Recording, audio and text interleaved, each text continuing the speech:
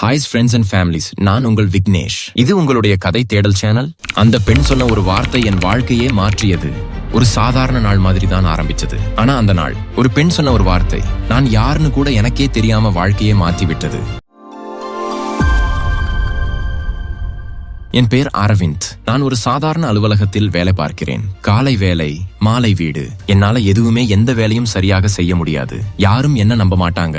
சில நேரம் நானே என்ன நம்ப மாட்டேன். அலுவலகத்தில் மீட்டிங்ல நான் பேசினால் கூட யாரும் என் பேச்சை கேட்க மாட்டார்கள். என்னுடைய நண்பர்கள் கூட சொல்வாங்க, அரவிந்த் உன்னால் எதுவும் பண்ண முடியாது என்று. நானும் அது உண்மைதான் என்று ஏற்றுக்கொள்வேன். ஒரு மாலை நேரம் அலுவலக வேலை முடித்து வெளியே வந்தேன். நெடுநேரம் வேலை. மனசு ரொம்ப கஷ்டமா இருந்தது.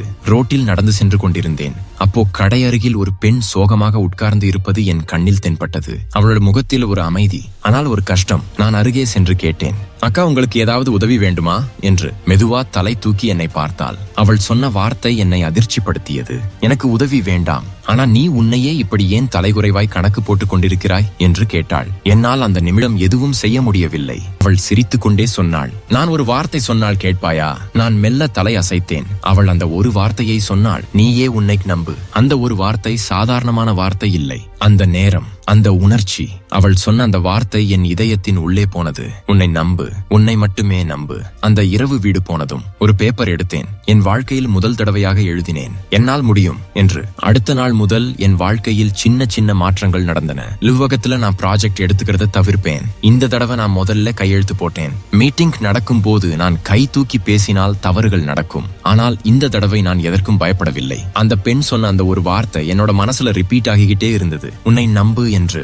முடிவாக 3 மாதத்திற்கு பிறகு அலுவலகத்தில் என்னுடைய பெயர் அனௌன்ஸ் ஆனது. Best performance of the month Aravind என்று. நான் அதிர்ச்சி அடைந்தேன். எல்லோரும் கிளாப் பண்ணாங்க. ஜனக்கூட்டத்துல நிக்கும் போது என்னால் மட்டும் கேட்க முடிந்த ஒரு குரல், அந்த பெண் சொன்ன அந்த ஒரு வார்த்தை, நீயே உன்னை நம்பு. ஒரு நாள் அதே இடத்திற்கு திரும்ப போனேன். அவள் அங்கே இல்லை. ஆனா அவள் சொன்ன வார்த்தை என் வாழ்க்கையில் ஒவ்வொரு நாளும் மாற்றியது. சில நேரம் ஒரு மனிதர் சொன்ன ஒரு வார்த்தை ஒரு மனிதன் முழு வாழ்க்கையே மாற்றிடும். அந்த பெண் சொன்ன வார்த்தை மாதிரி நீயே உன்னை நம்பு.